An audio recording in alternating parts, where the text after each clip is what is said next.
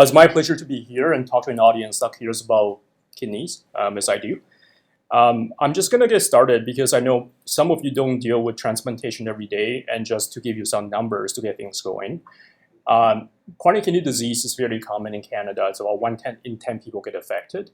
Overall, there's about 50,000 people in Canada with end-stage kidney disease.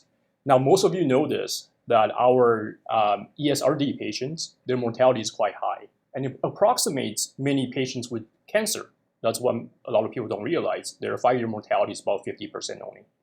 So we're talking about a fairly small population that takes a lot of health resources from the system. These patients on dialysis, they need a lot of money, medication to care for them. And that adds up to $2.5 billion per year. We're very proud of the kidney transplant program because it really provides mortality and quality of life benefits for patients. And what some people don't realize is that this is a cost saving as well too. Surgeons probably cost the most when we do a kidney transplant, but after that, we save the system $250,000 every 5 years for every single patient that we transplant. Just to put things into perspective, on your left-hand side, you see the slide. In 2008, in BC, we did 168 kidney transplants. And that volume rapidly ramped up to over 324 patients in 2017. Data from last year is not published. To give you perspective, in Canada, there were 1,300 transplants performed last year, which means that BC did 25% of kidney transplants in the country. But more remarkable is someone like Chris Guan. He did 121 transplants in 2017. So he alone did 10% of Canadian transplants in 2017. That why he's complained so much? I think that's his personality. But, but I think needless to say, we're a very robust, very active clinical program. And it's a very fertile ground for doing research and innovations in transplantation. But despite all the work that we put in, Chris Guan puts in all these kidneys, what you see on the right-hand side is that the organ demand continues to go up year after year. And that's not just because patients are getting end-stage kidney disease, they're going on dialysis, but many of the patients we transplanted 10, 20 years ago, they're coming back for repeat transplants now. There's to put this into perspective further. I mean, in the oncology world, we have to price out cost benefit. Yeah. The cost benefit of kidney transplant is oftentimes probably the benchmark. Correct. So we have to compare ourselves to in terms of quality of kidney. If we can invite you to talk to the health minister, that would be fantastic. I tried already. Because you tried already, yeah. It's very hard sometimes to get it in their head, but they just kind of see, this is the amount of money we give you to kidney transplant or nephrology or so on. But overall, we're saving the system money. So there's no point putting in more kidneys in if people are losing their kidneys for other causes. And for a very long time, we didn't really understand why patients' kidney transplants were failing. This is a work done from the University of Alberta. What they found was that overall, in the long term, antibody-mediated rejection is really the dominant cause of kidney failure. You have some patients that lose their grafts early on after transplantation, perhaps for surgical reasons or other issues, but in the long term, it's the antibodies. So why do patients form antibodies, and what does it mean? When you do a kidney transplant, most of the time, the donor genetics, the HLA genetics are different from the patient, and that's perceived by the immune system as foreign. And the immune system mounts a reaction to the donor. And that manifests in the form of donor-specific antibodies. And what you see on the left bottom panel is these antibodies form over time, and then they bind to the donor endothelium, and they start to mediate graft injury. Now, on the top panel, you see that patients with ESAs in red, not all of them achieve graft failure in the long term. Many do in 50% of the time, but many don't. So when I was a fellow, I thought, well, I think the answer is pretty straightforward. Obviously, some of the antibodies, they cause injury. They're pathogenic, and some are not. So if I can tease out which ones are pathogenic, I can treat them, and then the patients will do better. And that's what I did for many years, and that's where our field went for many years as well. And if I ask the fellows here, how do antibodies cause immune injury? I think most people would say, well, they activate complement. They cause complement-mediated damage to the kidney. And what I show is a schematic here. Basically, you have antibodies binding to the HLA targets on the endothelium. And then you have the C1q, which is the first complement that lands, and then gets activated, gets cleaved, and results in the formation of the MAC complex that causes endothelial damage. So we actually can mimic that in the test tube by creating beads that are coated with HOA molecules, and you spike the complement. So you can discriminate which antibodies can actually activate complement. And the hypothesis is that if the DSAs can activate complement, they're clinically relevant. If they don't, they're not significant. So I was training at US at UCLA, and I got my hands on a data set with the DCAF cohort, which is a multi-center cohort. And we went back and retested their serum using this assay that we work with the vendor, Immucor. And in the left-hand side, what you see is that patients who didn't have antibodies, they did fairly well. And with those with antibodies, yes, their graph outcome was poor in the long term. And if you take this cohort, you apply the assay, you can also see a difference in survival, graft survival as well. But what you see is that this graft survival is only different in the beginning, but towards the end, they were actually fairly similar. So I wasn't really too impressed by complement activation. And I thought maybe the assay was wrong. But therapeutically, we actually had drugs that can test the whole theory of complement activation. Many of you have seen this medication called eculizumab. 2 years ago, it was the world's most expensive drug.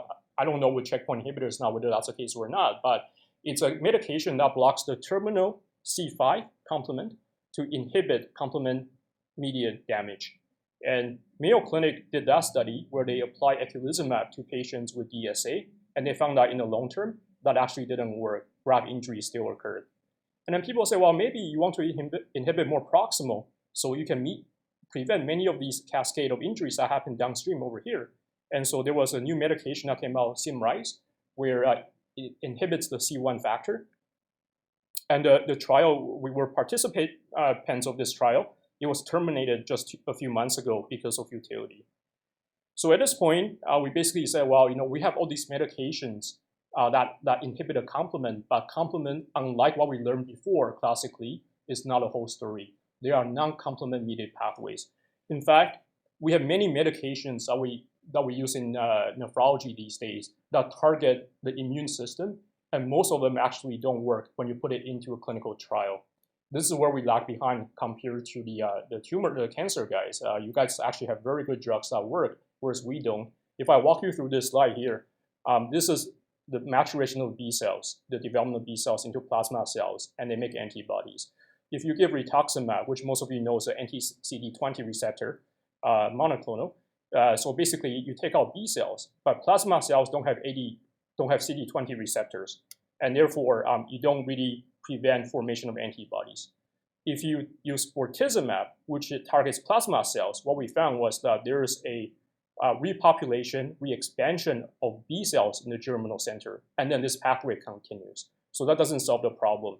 As I've shown, complement inhibitors is not the answer either, because once antibodies bind, they can actually recruit cells, and they don't go through the complement pathway. And more recently, in New England, 2 years ago, there's a new medication that came up. It's called the IDIS. This molecule is interesting. It cleaves the antibody at a hinge portion and makes it ineffective to cause injury. But what we found was that when the investigators did the study, the antibodies rapidly went away, and then within a few weeks, it came back again. And that is because the immune system, that's how it's built. It's supposed to be very robust. It's supposed to be redundant. So when you block one pathway, it comes back in another way. Now, people are going into the field of what about combination treatment? What if I use rituximab, bortezomib, and something else? And in all these animal models, these animals eventually die from infection. And that's no surprise because you've taken out their entire bone marrow essentially. So at this point, I was pretty frustrated. And I think most of you know Paul Keong. He's been a long-term mentor of mine for many years. He doesn't have a lot of hair anymore, but he's a very wise guy and continues to be director in our lab. So I said to Paul 2 years ago, I said, I think the field is going about this the wrong way. I think the answer is not more medications. The immune system is very different from cancer scenario. If we keep having new medications, we probably will end up with the same problem. If we want to disrupt this problem, we have to come up with a new framework to prevent injury in the first place. And Paul said, that's great. Idea is fantastic. how about this? I'm going to write a grant and get the money, and you're going to do all the work. And I said, that's great. I didn't think it through at the time. But basically, we put forward to a Genome Canada grant, and we were awarded some money to do this work. And owing to Paul's leadership, a lot of people came out of the woodwork. We actually have a huge consortium of collaborators from Canada, international sites. We involve the FDA and many other societies, as you see here. There's overall 22 universities participating in this project, and it's been underway for over a year. So we said, okay, we're gonna start from the beginning. And how are we gonna prevent injury? Well, we said, what if we match donors and recipients better than we've ever done before? To give you one example here, here's a clinical case. This happened, I think, about a year ago. It's fairly common what we see. We have a 48-year-old man, ESRD from hypertension, undergoes a kidney transplant. And you see the creatinine over here. In the first week, the creatinine gets stuck. It was coming down and then went up. Biopsy showed grade B, 2B acute rejection. So we said, that's fine. We treated him with ATG, and then the creatinine came down very nicely. Everyone is happy. Patient goes home. And of course, if you've seen this scenario a few times, you start to worry what happens next, which is over immunosuppression. Now we've treated rejection, but then one of the toxicities is over immunosuppression, and the BK virus starts to go up. And over here, we're talking about 500 million BK PCR. There are no effective treatments for BK, as most of you know. So what do? We have to lower immunosuppression in a patient who had rejection. So this patient, from the very beginning, their graft survival is on the wall.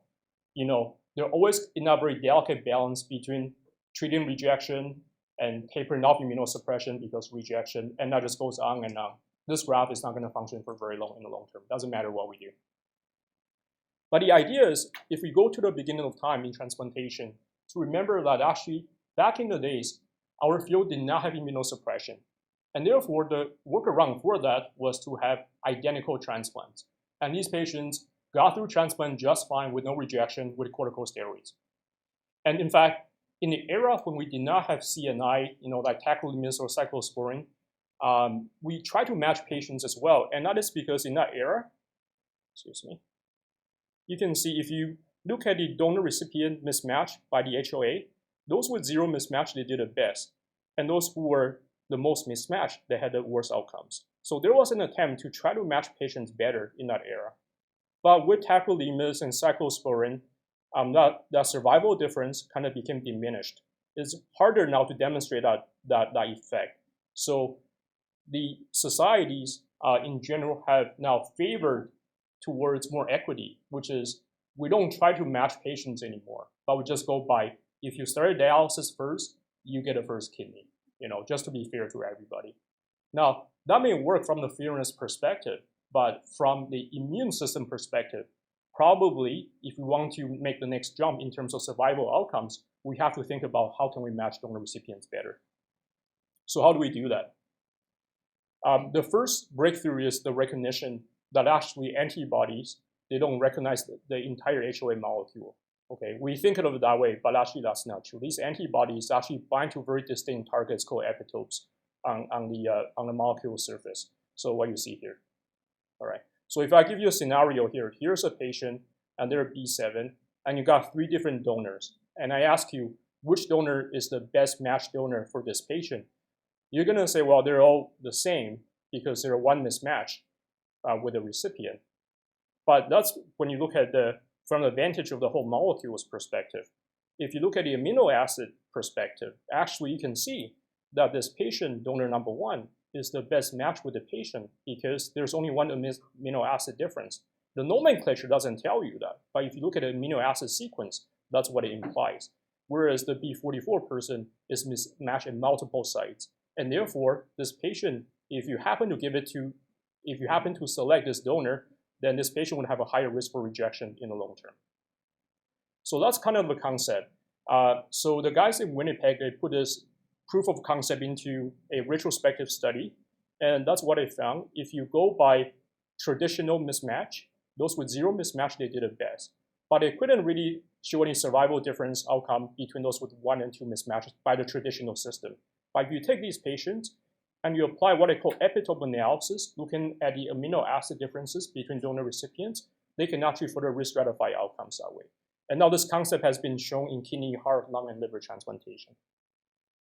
So how do we actually do something like this? Well, the workflow is the following. You basically get DNA from donor recipients, you put it into a sequencer, you get a high resolution allele typing, and you put it into a structural algorithm that takes that linear sequence and make it into a 3D structure conformation, something like this. So now you can compare amino acid differences between the donor and the recipient, and from that you can deduce what's your risk of rejection in the long term.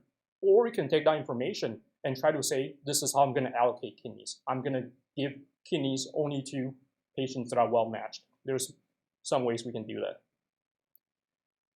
The caveat of this workflow is that you need to get high resolution typing first. And when I say high resolution, I mean we need to have 4-digit level resolution. And for a very long time, the concept was there, but we didn't have the technology to actually implement a workflow like this. So I worked in this area for a few years on applying next-gen sequencing to do allele level typing in clinical transplantation. If I take a step back a little bit, if I talk about high-res HLA genotyping, some of you may or may not have seen this. I think Dr. Glee, you have because you work in the tumor world. But we talk about transplant matching, but there is a disease association where we're talking about, everybody knows B27 correlates with ankylosing spondylitis. But what you may or may not know is that actually there are many versions of HLA B27. And some of the alleles, yes, they predispose to ankylosing spondylitis, but some are actually protective. So to make it a clinically relevant assay, you have to get high resolution. Now there's a evolving world of drug hypersensitivity. So I'm obviously Asian. In the Asian population, B5801 is very common. And if you give allopurinol, fairly common medication for gout, the risk of Stevens-Johnson syndrome is extremely high. So I personally type all my patients before I give them drugs these days because there's many reactions that are specifically can be predicted by the HLA genotypes. And in the cancer world, basically, it's no surprise that there's an association of cancer progression and response in relationship to the HLA. The whole concept of HLA genetics is that it's a way for the body to label your immune system so you know what's self and non-self. Now, if cancer cells can hijack the HLA system and to deplete it or change it in a way so that your body cannot recognize it as foreign, then you got a problem because that tumor is going to be very difficult to eradicate. So why don't we do it more? And it comes down to cost. At a very low resolution, which is what we do clinically these days, B27, it's about $150 per locus. When I say locus, I mean locus A, B, C, and so on. To get that into high resolution, you got to pay double the amount of money, which most centers it's cost prohibitive. The other problem that we have is that the usual technique for sequencing is called a Sanders method, and because that method is old, it's expensive. Most people only focus on the most important exons, which are exon 2 and exon 3. But when you sequence these exons in distinct, you don't sequence across them, you just sequence the 2 exons. There's 2 ways to link the system, the data. One is in a cis conformation, and one is a trans conformation. And at the end, you get what we call allele ambiguity. And that's a huge problem because the HLA system is the most polymorphic genetic system in humans. And there are many possible combinations, and over time, it's impossible to actually resolve these ambiguities. So the idea for the project was to design a system that will be cost effective, that's number one. It has to be very robust for clinical implementation, and to give no ambiguity, and to have a lot more sequence information than that we ever had. And basically on your left-hand panel, that's the old Sanders method, which we don't use anymore. On the right-hand method, that's the next-gen sequencing method, which is massive parallel sequencing. Rather than doing kind of like distinct exon sequencing, because we have the capacity to sequence a lot more data in a run of NGS, we're just going to sequence across the entire region of the HLA, and that was our approach. When we started as a proof of principle that this actually works, we sequenced 15 patient specimens in class, including intron and exon and regulatory region, correct?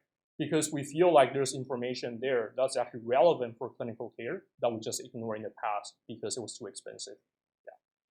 So when we applied to 15 patient specimens, you can see we got perfect typing with the gold standard at that time, which was standard sequencing. And not only that, we got super high ultra resolution because we have now intron sequence information, as you said. When we went to class 2, we had a number of problems. We had a lot more sequencing mistakes. Our errors in typing were high. And that's unacceptable because this is not for research. If you want to use it for clinical practice, can you imagine you got a donor typing or patient typing wrong in just one specimen? That's going to result in catastrophic issues when it comes to transplantation. And when we troubleshooted this, we found this interesting problem is that when you sequence data, this is called coverage, is how many times this area has been sequenced. And you can see there are dips over here, which means this area, this critical region between exon 2 and 3 was not sequenced very well. And as a result, if you're not sequencing that data very well, when you try to put that information together to get typing results, you're going to get it wrong. So we had this hypothesis that perhaps is because some regions, they have very high GC content. And what I mean, if you remember like kind of grade 12 chemistry, the base pairs between A and T and C and G is very different. There are 3 hydrogen bonds between C and G. So if you have an area that's very rich in GC, it's going to be very difficult to break it apart and sequence it. And so when I had this idea, I was like, wow, that's great. You know, let's do it. Maybe that's the reason why we couldn't sequence those areas very well. At that time, I didn't have access to any computational guys, but my cousin works for Google. And I basically called him. I said, can you just write me an algorithm that computes the GC content in a Rowland method across the HLA genes? And he basically sent the algorithm to me in a day. So I was able to do that. And what we found was that indeed, if you look at every single HLA region, there are these areas with very high GC content, you know, A, B, and C. The reason they're all in the same area is because these genes are homologous, and then DQB is different. And when we map it to our sequencing data, that's what we found. Those areas with high GC, they were very difficult to sequence. We got a poor data. And because now we're able to find out the reason for the poor sequencing information, we're able to work with the vendors and also come up with ways to overcome that. When we perfected our assay, or we thought we perfected it, we had this unique chance to actually test it. And we're not talking about testing this in a couple hundred patients. We're thinking about thousands of patients.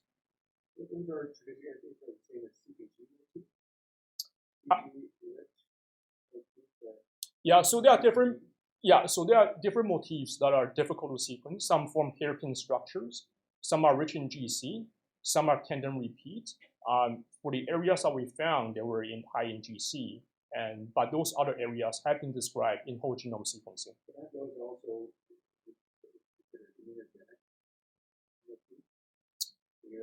different non-cell CPGs and bacteria.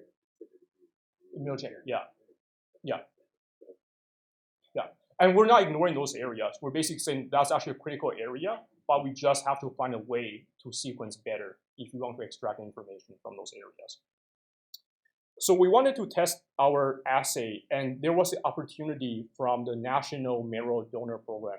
So to tell you how this works, so NMDP is basically a bone marrow kind of registry in the US, and they have about 11 million donors registered.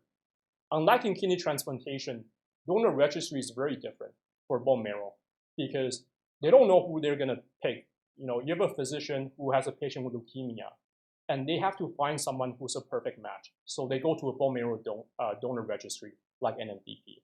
So you got all these patients that have consented to become bone marrow donors.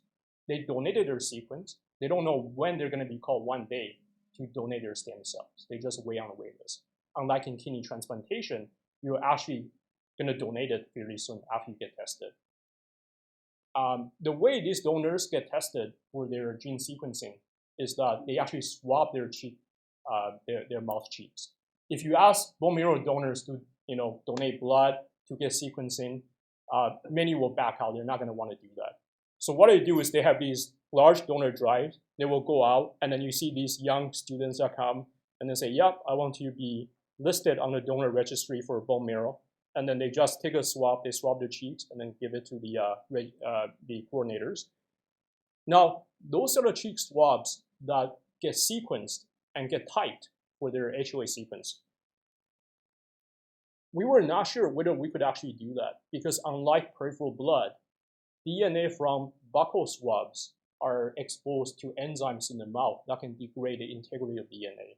So when you have a long-range sequencing approach, we're actually not sure whether we can amplify something like that. The other problem was that the DNA concentration in buccal swab was quite low compared to the peripheral blood.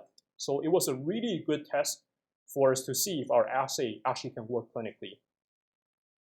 NMDP is actually supported by the US Department of Defense funding. And that was actually not clear to me why. When I read about it, it's actually interesting because back in the era of Cold War, there was concerns by the US government that somebody would drop a nuclear bomb in the US and then millions of people would have their bone marrow wiped out. And therefore, the US Department of Defense came up with this organization basically with the funding to type as many people as possible. So if that scenario ever happened one day, they would have this huge donor bank that they can execute bone marrow transplant. Fortunately, hasn't happened. So in the beginning, we were quite frustrated that we couldn't amplify many of the DNA, but after a lot of optimization, in the end, we're able to do that. And 3 years ago now, we published the first study on sequencing buccal swab DNA in over 10,000 bone marrow donors with a very, very high accuracy rate. So now we have the technology to actually do it. Coming back to kidney transplantation, we actually have sequenced now 2,000 patients in BC with NGS and have their high lead allele level typing data. And what we found was that if you look at traditional alleles, it's very complicated for these patients. But if you only look at their epitopes, these are the targets that we care about in transplantation, you can actually reduce the complexity by about 50%. And what's more is that you can cluster these epitopes as well. One of the problems, one of the concerns that people have when we talk about matching is that they're going to say, well, if I'm a Black patient, my likelihood of matching a donor that's got the same immune system as me is going to be very rare. I'm going to be disadvantaged that way. And that may be true if you talk about strict traditional matching. But if you talk about epitope matching, because the determinants of amino acids are very similar between donor and recipient, and when we did a cluster analysis, that's what we found, that the proportions were about the same, which means that when we implement this strategy, we're probably not going to leave people behind because of their greater genetics.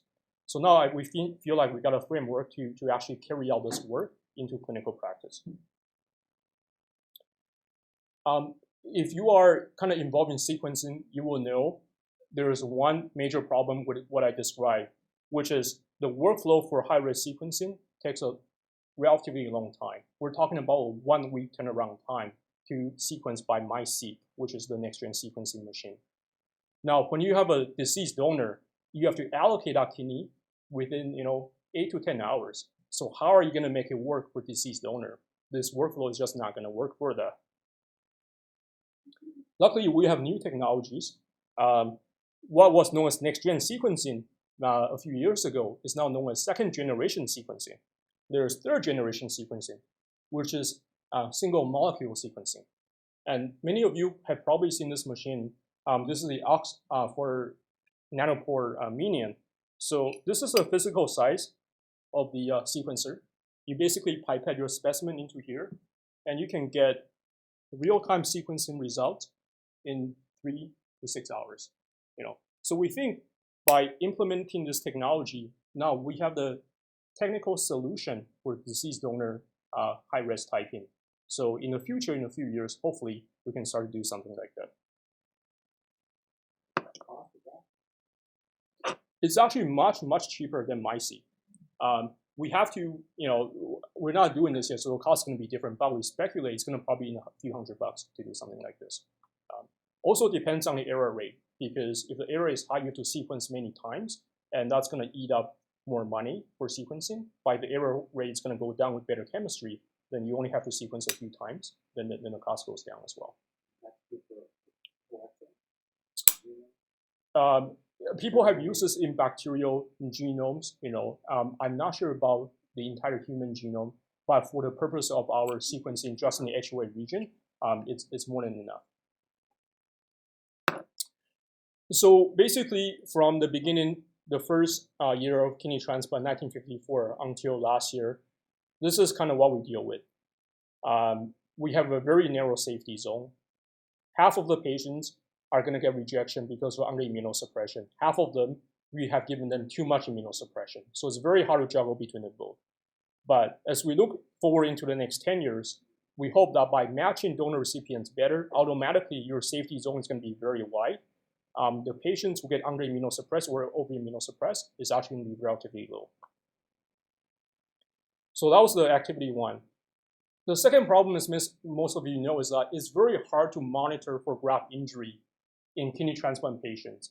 And that is because creatinine, for all its benefits, it's relatively insensitive. By the time the creatinine goes up, there's a lot of injury that's already happened, and you're trying to treat that patient for rejection, most of the time it's not very effective.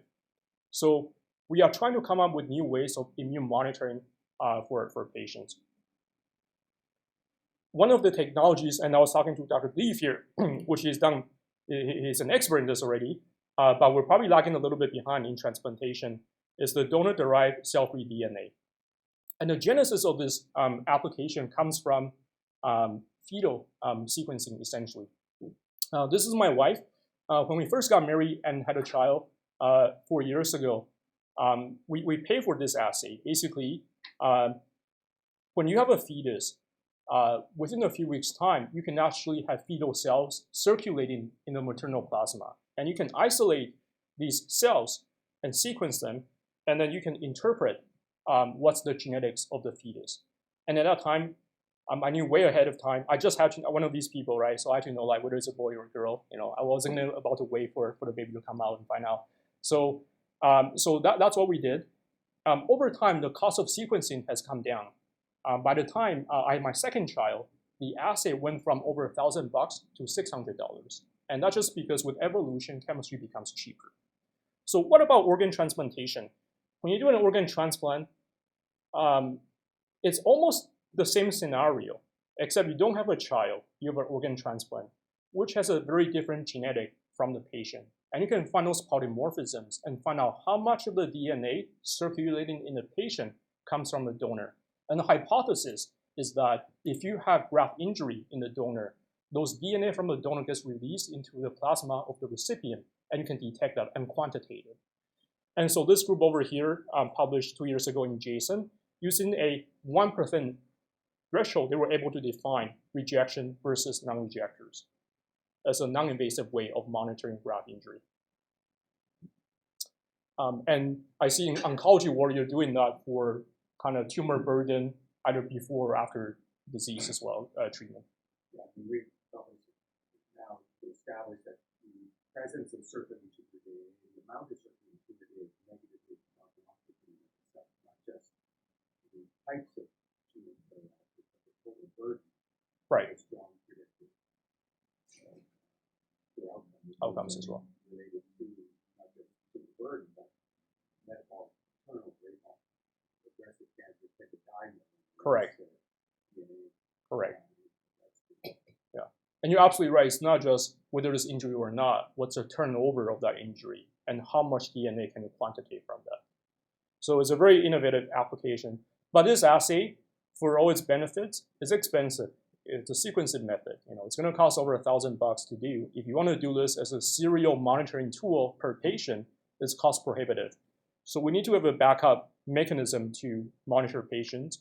And we're working with Tom Blythe-Hansen, who works in Children's Hospital. So he and his collaborators have developed a urine chemokine test, which is basically you pee in a cup, you spin it down, you find these chemokine signature, which are correlated with rejection. And he has shown that in a clinical study. This assay only takes $50 to do. So we have different kind of strategies. Some are more costly, but has better benefits. Some are probably more applicable from a cost-effective perspective. The other thing is we want to mimic kind of oncology world. We're now very sophisticated in kidney transplantation when we give immunosuppression. And one example is mycophenolate. So if you have seen patients on mycophenolate, you know this is kind of a standard dose, 1,000 milligrams twice a day, and that's how we give it. But unfortunately, many patients cannot take that much immunosuppression of mycophenolate. And this is an analysis that I did. Within the first year in BC, only half of the patients can take full dose mycophenolate. And that's a problem. These patients are actually compliant, but we as physicians, we ask them to lower their mycophenolate because of leukopenia, because of diarrhea, because of this and that. And at the end, only 50% of patients can take that. And what I found is that even if you take that cohort and you look at the long-term outcomes, you can see those with drastic mycophenolate reduction, they had the worst outcomes. And it's surprising to me because most of these patients had their immunosuppression reduced because of leukopenia. And I've always been taught, and many people still feel like, well, if you're leukopenic, you shouldn't be able to reject. So all my colleagues, who are now working in this field, they feel like, well, I'm just going to cut their mycophenolate if they're leukopenic, and I'm not going to worry about rejection. And that's probably wrong. If you think about it, leukopenia implies there's different types of white blood cells. You can have neutropenia, but your lymphocytes can still be very active. And so I think that kind of debunks that myth about leukopenia and the risk of rejection in the long term. And when I did a multivariate analysis, it doesn't matter which one I corrected. At the end of the day, all these patients in this model, their graph odds ratio was 3 to 4. But if you come back to this, you'll see like a lot of patients, when they reduce their mycophenolate, they actually don't lose their grafts. The survival curve is not down to here. Many actually did just fine. And we're beginning to delve into this. Some of these patients may be better matched between donor and recipients. And when you reduce their immunosuppression, they actually did just fine.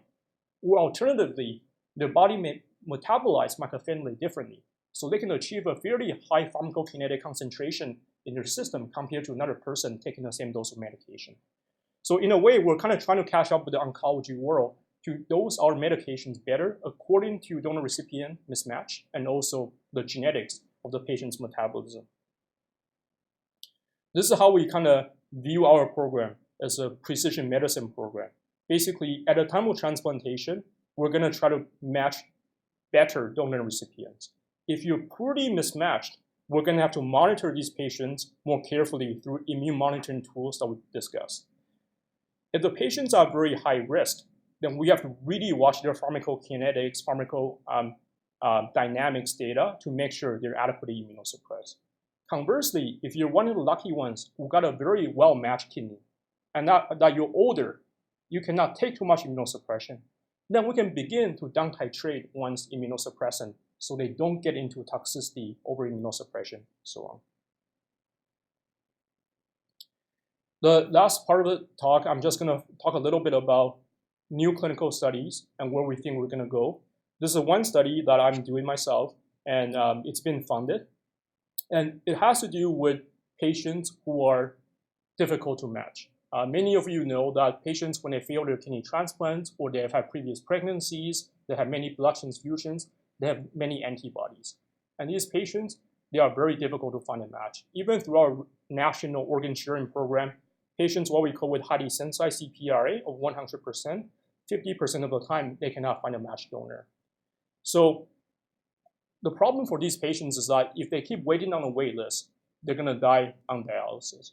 But if you cross antibodies, then you get into the risk of rejection. So they're kind of in a catch-22. And traditionally, most of these patients have died on the wait list. Now, one solution is to say, well, I'm going to transplant across antibodies and accept the risk of rejection.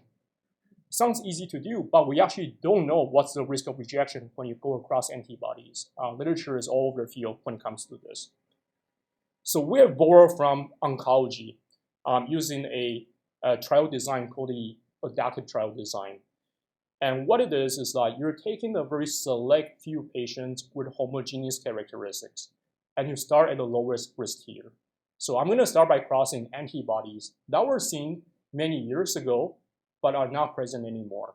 And that's very typical of the immune system. You encounter the antigen, you make antibodies, but over time, those antibodies go away. We think those are the lowest risk to start crossing first. So this is tier 1. So we take 6 patients like that, and then we cross them. And we have a priori pre-specified stopping rule. If your rate of rejection is over 30%, we're going to stop the trial. So you don't actually know when you're going to stop, because that's the beauty of the adaptive design. It allows you to keep probing the risk incrementally without having a large study with thousands of patients. So let's say, in the risk tier 1, we transplant across 6 patients. Nobody had rejection. Now we go to risk number 2. Now we're going to cross antibodies that are actually there at the time of transplantation, not the historical antibodies as I described before. And then only 1 person got rejection. We still feel that that's acceptable, and then we keep going until we hit a point when we reach the stopping rule. And this way, we think we can get many patients transplanted under a protocol that's fairly rigorous. On top of that, we're going to sprinkle in our new assays. So I'm working with a collaborator on a B-cell ELISpot assay that can quantitate memory B cells in a peripheral system. We're going to implement immune monitoring tools like the cell-free DNA, urinary chemokines, and also T-cell repertoire sequencing. And with all these things, we have to engage the patients and the physicians as well. Sometimes we think, as investigators, this is a good idea, but the patients may not actually buy into it, don't want to do the study. And as with all things, we have hired someone who's got expertise in economic analysis. And we feel it's quite important that with all the technologies that we do, if it's not cost effective, it's just not going to work. You can publish a lot of papers, but it's never going to see the light of day when it comes to clinical implementation. So I think I'm going to stop there. This is kind of like an overview of our program. And I think there's probably a lot of overlap with the research that's done in urology, and hopefully we can cross-pollinate in the future. Thank you.